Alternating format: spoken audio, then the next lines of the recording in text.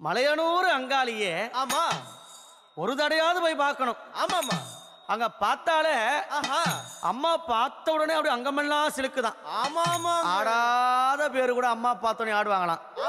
அப்படி இருக்கும்போது மலையனூர் போகணுங்க அத்தாலனா பார்க்கணுங்க, மலையனூர் போகணுங்க அத்தாலனா பார்க்கணுங்க, அத்தால பார்த்ததுமே மருள் வந்து ஆடுதுங்க. மலையனூர் கோவிலிலே மகிமை பாடுது, மலையனூர் கோவிலிலே மகிமை பாடுது. உடுக்க ஒலி கேட்டதுமே உலகம் ஆடுது, அம்மா உடுக்க ஒலி கேட்டதுமே உலகம் ஆடுது.